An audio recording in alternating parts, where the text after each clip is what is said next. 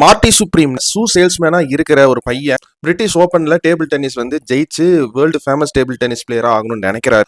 Table tennis பிளேயரா இருக்கு அவர் எந்த மாதிரி ட்ராஜடி எல்லாம் ஃபேஸ் பண்ணாரு அப்படிங்கிறது தான் இந்த மார்ட்டி சுப்ரீம் படத்தோட ஒரு சின்ன பேஸ் பிளாட். இந்த மார்ட்டி சுப்ரீம் ஸ்பாய்லர் ஃப்ரீ ரிவ்யூக்கு போறதுக்கு முன்னாடி எப்போ போல ஹலோ ஹை ஃப்ரெண்ட்ஸ், நான் தான் உங்க ஜெயராம் கிருஷ்ணன் பேசுறேன். குட்டி மெசேஜ். பொய் சொல்றதுலயும் சில நன்மைகள் இருக்கு. பட் அந்த பொய்ன்னு கண்டுபிடிச்சதுக்கு அப்புறமே வந்து அதை நான் இதுக்கு தான் சொன்னேன் அதுக்கு தான் சொன்னேன் ஜஸ்டிஃபை பண்ண ட்ரை பண்ணாதீங்க. பொய்ய ஃபர்ஸ்ட் நான் தான் சொன்னேன்னு அக்செப்ட் பண்ணிக்கோங்க. அதுக்கப்புறம் அதுக்கு ஏன் பொய் சொன்னேன்னு ஜஸ்டிஃபை பண்ணாம இந்த ரீசனுக்காக தான் இந்த மாதிரி நல்ல விஷயம் நடக்கணும்னு பொய் சொன்னேன்னு சொல்லி பாருங்க. அது நல்லதுக்காக தான் சொன்னோம் அப்படின்னு சொன்னதுக்கு அப்புறம் புரிஞ்சுக்கிட்டா ஓகே, புரிஞ்சுக்கலைன்னா திருப்பியும் அவங்களுக்கு அந்த விஷயத்த ஓப்பனா உண்மையை உடச்சு சொல்லிருங்க. பொய் சொல்லாம உண்மையவே சொல்லி நகர ட்ரை பண்ணுங்க. இந்த மார்ட்டி சுப்ரீம் இந்த படத்தை பொறுத்த வரைக்கும் பாத்தீங்கன்னா, இந்த மார்ட்டி சுப்ரீம் வந்து ஒரு அபிஷியல் பயோபிக் கிடையாது.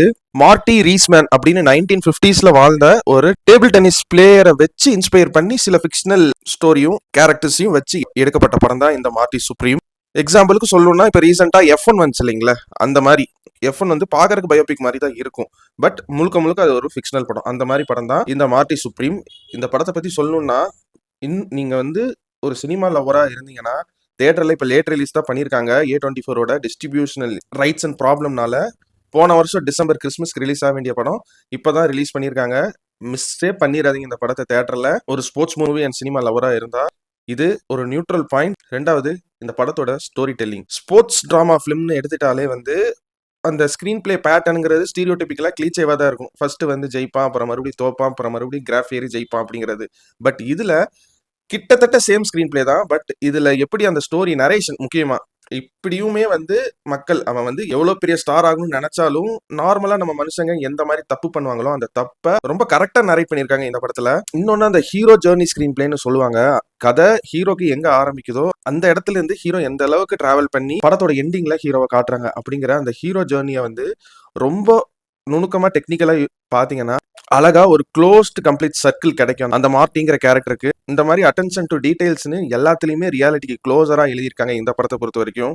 அண்ட் சில டாபிக்ஸ், ஐயோ இதை பத்தி எல்லாம் ஏன் பேசுறீங்க, தியேட்டர்ல இந்த மாதிரி சீன்ஸ் வந்தாலே வந்து பக்கத்துல இருக்கிறவங்களா நம்ம பாக்குறாங்களா என்ன நினைப்பாங்க அப்படின்னு டேபு டாபிக்ஸ்னு சிலது இருக்கும்ல, அதை நம்ம ரியல் லைஃப்ல எந்த அளவுக்கு ரியாலிட்டியா நடக்குமோ அதை விட கொஞ்சம் எக்ஸாஜரேட் பண்ணி சில விஷயங்களை சினிமேட்டிக்கா அழகா எடுத்திருக்காங்க. அழகுன்னு சொல்ற அது வந்து டேபுனாலே வந்து அருவருப்பான டாபிக். அதை நேச்சுரலா அருவருப்பா காட்டினது பாக்குற ஆடியன்ஸுக்கு கரெக்டா காட்டியிருக்காண்டா அப்படிங்கிற ஒரு ஃபீல் வந்து கொடுக்கும். சினிமோட்டோகிராஃபரோட ஒர்க்கு எந்த அளவுக்கு மார்ட்டிங்கிற கேரக்டர் வந்து ரொம்ப ஃபாஸ்டா யோசிக்குதோ அதுக்கு ஈக்குவலான ஒரு சினிமோட்டோகிராஃபியை வந்து கொடுத்துருக்காங்க. அந்த கேரக்டர் ஃபோகஸ்டா தான் வந்து படம் பார்த்துட்டு இருப்பீங்க. ஆனா அதுக்கு பின்னாடி சினிமோட்டோகிராஃபரோட ஒர்க்கு நோட்டீஸ் பண்ணி பார்த்தா அந்த அளவுக்கு இந்த படத்தை டெக்னிக்கலா எந்த அளவுக்கு கேமரா மூலியமா கொண்டு போக முடியுமோ அந்த அளவுக்கு. இன்னும் சொல்ல போனா சினிமோட்டோகிராஃபர் டேரியஸ் கான்ச்சி மார்ட்டியோட பிரெயின் எந்த அளவுக்கு ஃபாஸ்டா இருக்கோ அந்த அளவுக்கு ஃபாஸ்டா ஒர்க் பண்ணியிருக்காரு இந்த படத்தோட சினிமோட்டோகிராஃபர். அண்ட் இந்த படத்தோட music and sound work Daniel Lopatin. இவர் பாத்தீங்கன்னா இதுக்கு முன்னாடி பெருசா ஓடின எந்த படத்துக்குமே வந்து ஒரு மியூசிக் டைரக்டர் ரெகக்னைசபிள் மியூசிக் டைரக்டரா இல்ல.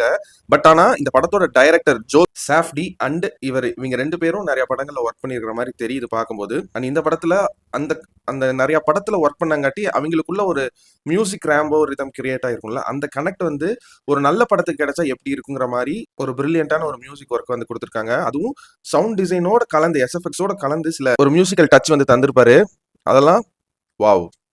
அண்ட் இந்த படத்துல செலக்ட் பண்ண கேரக்டர்ஸ் ஒரு கேரக்டர் கூட வேஸ்ட்னு சொல்ல முடியாது. இன்னும் சொல்ல போனா எந்த கேரக்டருமே வந்து நான் நியாயமா தான் நடப்பேன், நான் நியாயமா தான் பேசுவேன், நான் சொல்றதெல்லாம் கரெக்ட், இதுதான் உண்மை அப்படின்னு ரெகுலரா பாக்குற கேரக்டர்ஸாவே இந்த படத்துல எந்த கேரக்டருமே இருக்காது, இன்க்ளூடிங் இந்த படத்தோட மெயின் லீட் மார்ட்டி கேரக்டரும். அண்ட் தனக்கு காரியம் ஆகணும்னா அந்த மார்ட்டி கேரக்டர் எந்த அளவுக்கு அசிங்கப்பட்டு எக்ஸ்ட்ரீமுக்கு போக முடியுமோ அந்த அசிங்கத்தையும் பட்டு தனக்கான காரியத்தை சாதிக்க முடியும் அப்படிங்கிற ஒரு புதுவிதமான ஒரு புரோட்டகனிஸ்ட் சைடை காட்டினது ஒரு தனித்துவமான ஒரு ஸ்போர்ட்ஸ் படம் பார்க்குற ஃபீலையும் கொடுக்குது.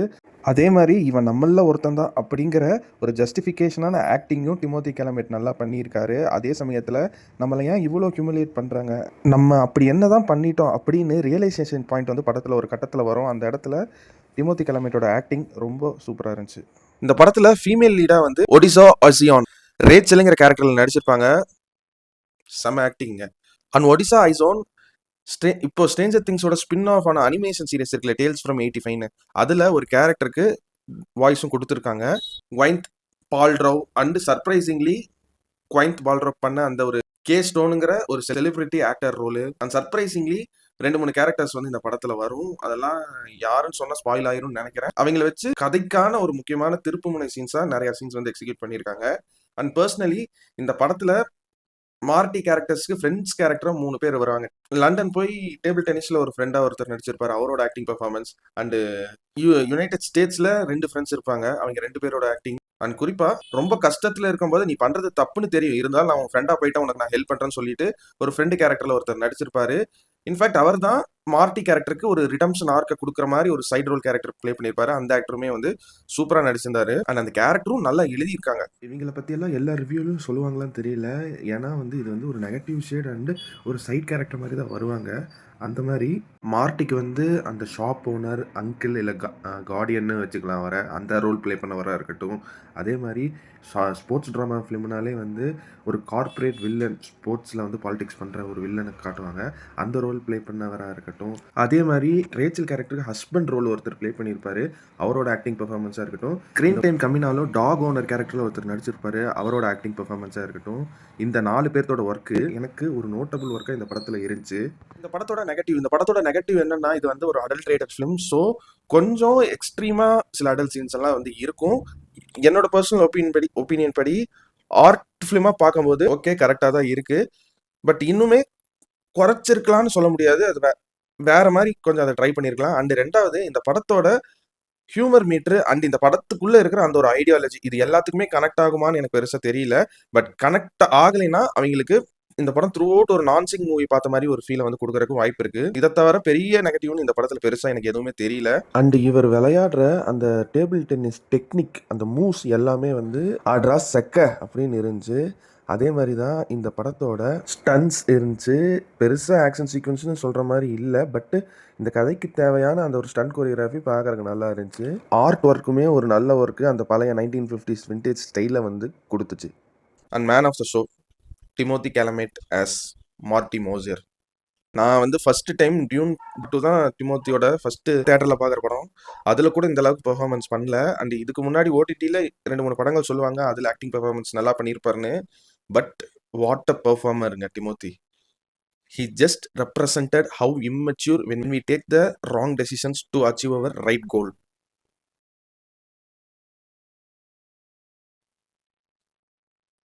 நீட்டான பெர்ஃபார்மன்ஸ். மனுஷன் இதை காம்ப்ரமைஸ் பண்ணிக்கலாம், அதை காம்ப்ரமைஸ் பண்ணிக்கலாம். இன்ஃபேக்ட் இந்த படத்தில் ஒன் ஆஃப் த ப்ரொடியூசரும் டிமோத்தி கேலமேட் தான். நினச்சிருந்தா இப்படியெல்லாம் நான் நடிக்க மாட்டேன் அப்படின்னு ஈஸியாக அதை நவுத்திட்டு வேற மாதிரி ஒரு என்டர்டெய்னிங் படம் இந்த ஸ்கிரிப்டை வச்சு கொடுத்துருக்கலாம். பட் அந்த கேரக்டருக்கு ரொம்ப லாயலாக ஜஸ்டிஸ் பண்ணி நடிச்சிருக்காரு.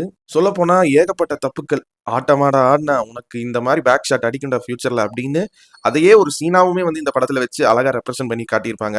அதான் எந்த அளவுக்கு நான் தான் கரெக்ட் அப்படின்னு ஆணவத்துல ஆடுறோமோ அதே அளவுக்கு கடைசியில அடி வாங்குவீங்க. அந்த அடி வாங்கி அதுக்கப்புறம் ரியலைஸ் ஆகிற அந்த ஒரு ரிடம்ஷன் ஆர்க்கு தான் ஹியூமனா இருக்கிற எல்லாத்தோட ரியல் லைஃப்லயுமே வந்து ஒரு பயங்கரமான ஒரு விஷயமா இருக்கும். அந்த விஷயத்த ரொம்ப தத்ரூவமா ரியாலிட்டிக்கு க்ளோஸரா இந்த படத்துல மார்ட்டிங்கிற கேரக்டர்ல டிமோத்தி கேலமேட் ரெப்ரசென்ட் பண்ணி நடிச்சிருக்காரு. அதே சமயத்துல அந்த கேரக்டரை இன்னுமே மெழுகேத்துறாங்க. இன்னும் சொல்லப்போனா அந்த கேரக்டர் அசிங்கப்படுறத என்னடா இப்படி பண்றாங்க அப்படின்னு பார்க்காம உனக்கு இது வேணும்டா அப்படின்னு மெயின் கேரக்டர் படத்தோட ஹீரோவே வந்து அப்படி பண்ணும்போது உனக்கு வேணும்டா அப்படின்னு ஆடியன்ஸை யோசிக்க வச்சு எழுதின ரைட்டிங் எல்லாம் எப்படி எழுதுனாங்கன்னு தெரியல. இன்னும் ஒரு வகையில் சொல்லப்போனா அதுவுமே ஒரு வகையான ஒரு டார்க் ஹியூமர் தான்.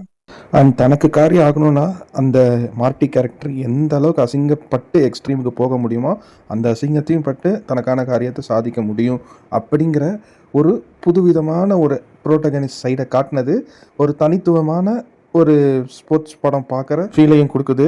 அதே மாதிரி இவன் நம்மள ஒருத்தன் தான் அப்படிங்கிற ஒரு ஜஸ்டிஃபிகேஷனான ஆக்டிங்கும் டிமோத்தி கேலமேட் நல்லா பண்ணியிருக்காரு. அதே சமயத்தில் நம்மளை ஏன் இவ்வளோ ஹியூமிலியேட் பண்ணுறாங்க, நம்ம அப்படி என்ன தான் பண்ணிட்டோம் அப்படின்னு ரியலைசேஷன் பாயிண்ட் வந்து படத்தில் ஒரு கட்டத்தில் வரும். அந்த இடத்துல டிமோத்தி கேலமேட்டோட ஆக்டிங் ரொம்ப சூப்பராக இருந்துச்சு.